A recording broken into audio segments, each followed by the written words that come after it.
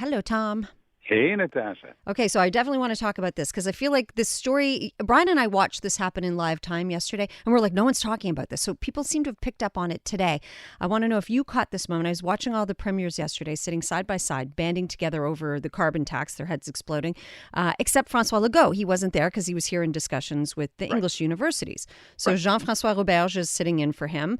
And I want to get your take on this whole carbon tax thing, ostensibly blowing up in Trudeau's face. But first, Roberge spoke French. There was no translation, and he seemed to take offense. Called Canada a bilingual country. He should be able to speak French, and then left the table. Do you have any insight on this? What happened?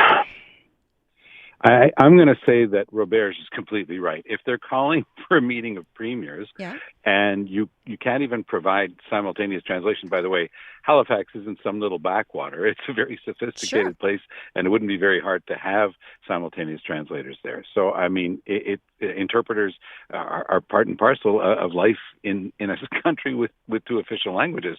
And of course, he speaks English, but he has every right to speak French at that meeting, even though he wasn't a premier. So I do think that he might have wanted to show a little bit more forbearance, given the fact that he was simply standing in for Legault. And, that's a bit of a prima donna move that maybe a premier could get away with, but I don't think Legault would have ever bothered. But I don't think it was his place to pull that off. But was he right to complain about the fact that there was no ability to speak French? Yes. Yes, he was. But that kind of, like you said, this like petulant child move of getting up and leaving the table. How's that playing in French media? Is anybody talking about it? It's like not even on the radar. Wow.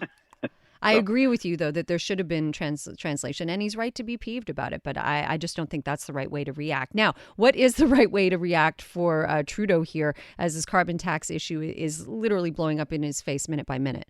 It is. And what's so interesting is that there was a strong hint, and I had talked about this yesterday with Andrew, and I said, I keep an eye on Stephen Guilbeault. I'm not sure he's going to stick around. And lo and behold, during the day yesterday, Guilbeault had this to say. Well, he said, there will be no more carve-outs, no more deals on reducing the carbon tax while I'm environment minister, which was a very clear way of saying, if they want more carve-outs, they're going to have another environment minister because I won't do it. A very direct way of saying he's going to quit if Trudeau keeps going down that path. So, yes, it has completely blown up on Trudeau. I mean, there were so many problems with his really not well thought out announcement to get rid of the carbon tax just on fuel oil. So the number one problem, of course, is that they told people in Atlantic Canada and anywhere else, it's a 3-year pause. So, you might as well have put a sandwich sign on the Liberal MPs from Nova Scotia, say, and say, whatever you do, don't vote for me because we're only going to hit you with this thing in 3 years anyway. So, voters know how to decode what 3 years represents.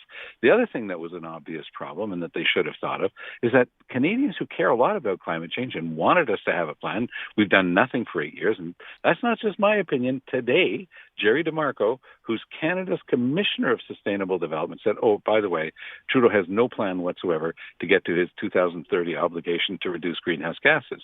So that came as a bit of a slap in the face again to Trudeau, because all of this effort that he said he was going to do with the carbon tax, he doesn't even have a plan to get to Canada's obligations and our undertakings. And finally, I'd add this. How is it possible that nobody in the finance department or the environment or in the prime minister's office said, look, you're going to have a problem because you're going to wind up trying to keep the carbon tax on a less polluting form of heating, a fossil fuel, which is natural gas that they use, for example, a lot of in Ontario. So the less polluting fuel is going to get hit with a carbon tax, whereas you're taking the higher, actually, carbon tax off the fuel oil. It makes no sense whatsoever. So on those 3 grounds, 3 strikes you're out. Trudeau has just, but it's all self-inflicted. Mm-hmm. And this is what we've been going through with Trudeau for months now, whether it's standing up on the first day of Parliament and saying, oh, I have convincing evidence, that India was involved in killing a Canadian on Canadian soil. What? Where's your evidence? Let's see that. And things then, are coming of course, unraveled. there's no evidence. Yeah, it disappeared. Things are really coming unraveled. I really felt quite confident that there was no way that he, and you and I've discussed this before, that he would be able to resist the opportunity to take on Poilievre, and especially in a debate forum. I don't know, Tom. I'm starting to feel more and more like the writing's on the wall here. Well, the writing's on the wall when people of the caliber of Percy Down, who was a former chief of staff to Jean Chrétien, I don't know if you've ever met him, but simply one of the nicest people you'd ever want to meet, highly competent, really respected, high-level liberal, saying, okay, it's really time for him to move on. So I do think that, Trudeau loves a good fight, but I also think that he knows that if he's turfed or if he's defeated by Poilievre, his value in the open market decreases significantly. Right. So right now he could command, top dollar. He could be on the boards of directors of any number of major international companies and go on the lecture circuit and so forth. He could actually, do a heck of a lot better than he's doing financially right now. And he's paid a heavy price. Let's not kid ourselves. I don't know any of the details of their personal lives, but I can tell you that, a political life of so many years at that level, it wears on a couple, and he's no longer with Sophie. So he's paid a personal price. He's worked very hard. He's gotten some things done very well. I will always say that his performance during the pandemic was the high point of his tenure. I agree. He put families first. He got money on the table so that the millions of Canadian families that lost their jobs would be taken care of. He'll deserve credit for things like that. But on this other big stuff, he had promised a big change in how we were going to vote. We were going to change the voting system, democratic reform. It was his biggest promise. He repeated it ad nauseum into 2015. Hasn't gotten it done. Climate change hasn't gotten it done. And frankly, how do you explain the fact that we've increased the number of civil servants by almost 40% in Ottawa? What do we have to show for it? So as the administration goes, he's got a lot of problems. I think that it's the 40th anniversary. I think after Christmas, the 40th anniversary of his dad's famous explanation that he had taken a walk in the snow, and Trudeau likes some sort of symmetry on that sort of stuff. Maybe he's going to be keeping that date circled on his calendar. I will regret not having been able to see those debates, though. Like, it would have been really fun to watch him debate Poilievre. Anyway, moving on, though, because I want to get this in. This historic proposal yesterday by Quebec's 3 English universities. I was viewing this as like, wow, look at this. They've kind of backed Legault into a corner. What's he going to do now? And it seems like they're just like, meh, no, we don't really love this. So now what?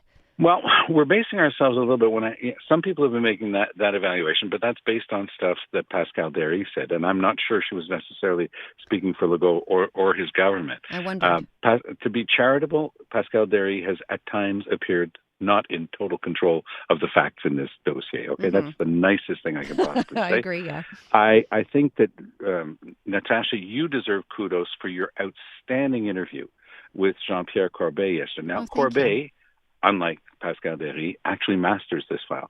He knows what he's talking about, and he puts, as you mentioned, a big question mark after the statement that a lot of people like to make that French is in danger in Quebec, that it's in decline, in peril. And he goes through it, and he goes, the evidence is quite to the contrary. In the past 50 years, French has become solidified. Immigrants for generations now have been sending their kids to French school. There's a larger proportion of the greater Montreal population that can speak French than at any time in history. So he goes through that stuff with his expert's eye.